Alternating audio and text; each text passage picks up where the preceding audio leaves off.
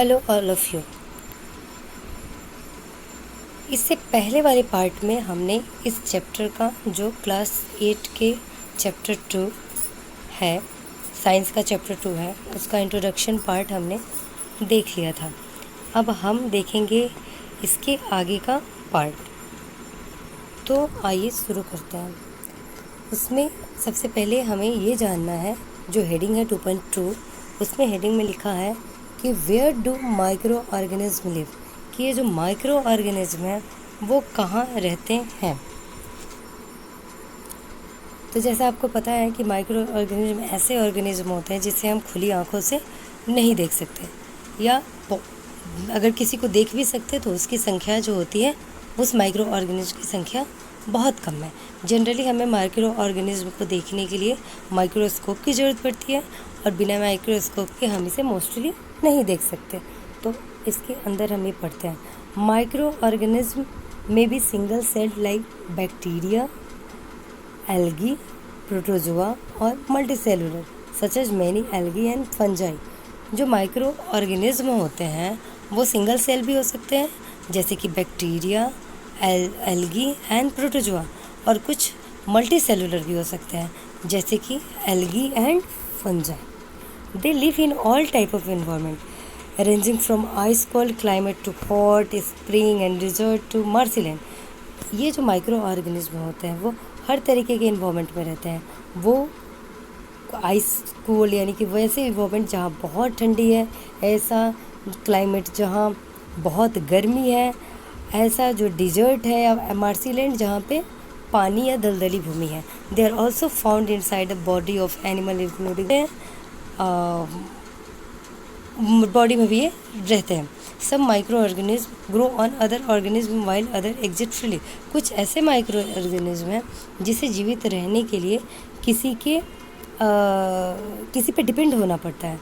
जैसे कि वायरस होता है, वो अकेले नहीं रिप्रोड्यूस कर सकता, उसको किसी ऐसे पर्सन या किसी ऐसे मीडियम की ज़रूरत पड़ती है जिसमें वो अपने आप को रिप्रोड्यूस कर सके।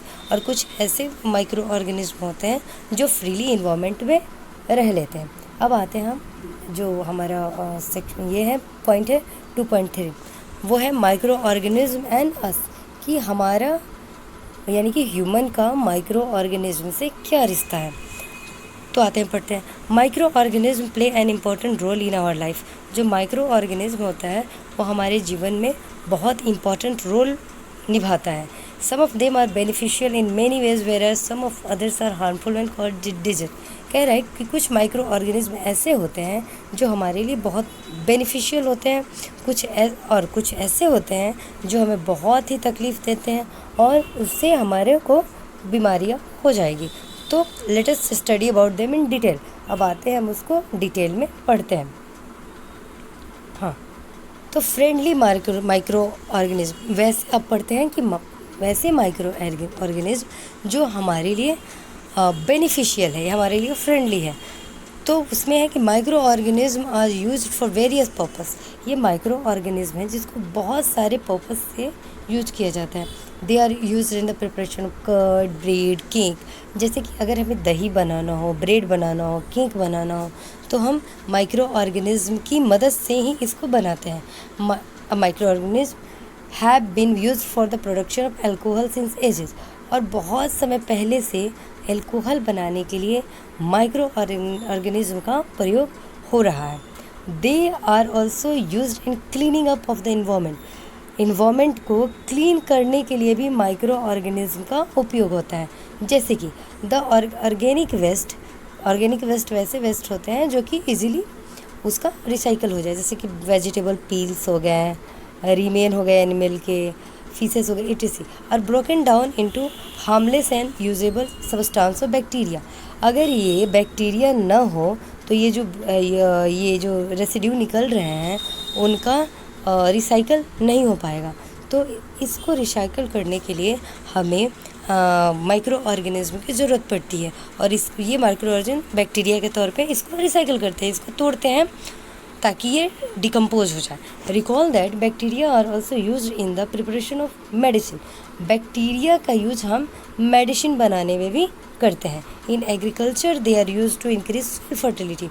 और खेती बाड़ी जो होती है हम वहाँ पे माइक्रो ऑर्गेनिज्म का यूज़ करके हम सॉइल की फर्टिलिटी को बढ़ाते हैं। जैसे कि कुछ माइक्रो ऑर्गेनिज्म ऐसे होते हैं जो इन्वायरमेंट से नाइट्रोजन की फिक्सिंग करते हैं, यानी कि जो सॉइल में हमें नाइट्रोजन की ज़रूरत को पूरी करने में वो बैक्टीरिया मदद करते हैं। क्योंकि जो सॉइल है वो डायरेक्ट इन्वायरमेंट से नाइट्रोजन को नहीं ले सकता, तो नाइट्रोजन को फिक्स करने के लिए सॉइल कुछ बैक्टीरिया होते हैं जो इन्वायरमेंट से लेकर उसको सॉइल में देते हैं, उस सॉइल को फर्टिलाइज करने में मदद करते हैं।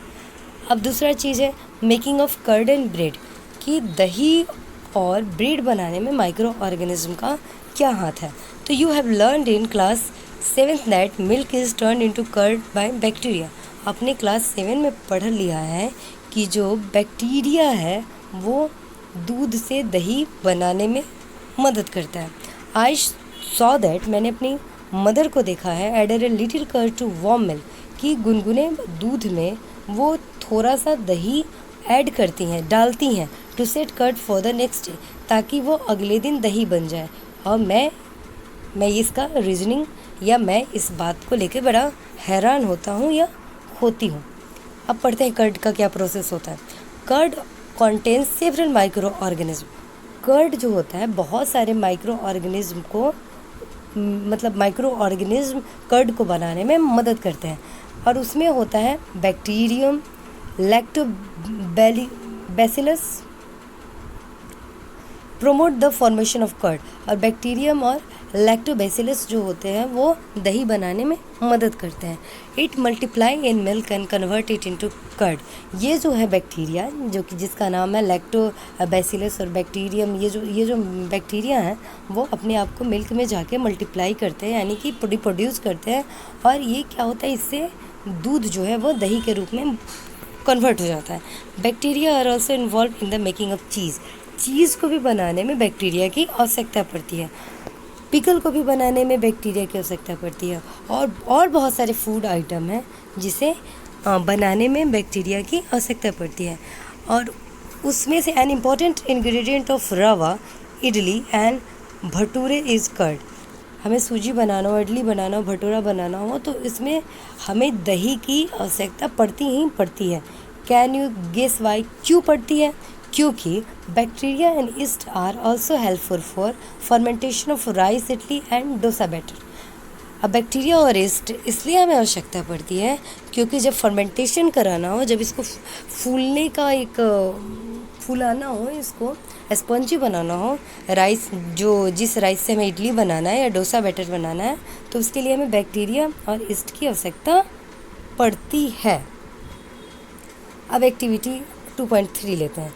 एक्टिविटी 2.3 ये कह रहा है कि आप आधी कटोरी आटा ले लीजिए और उसमें कुछ चीनी मिला दीजिए और उसमें थोड़ा वार्म यानी कि थोड़ा गुनगुना पानी मिलाइए और उसमें थोड़ा सा ईस्ट पाउडर डालिए and knead the to make a soft, और उस आटे को गूंद के एक सॉफ्ट डो में बना लीजिए।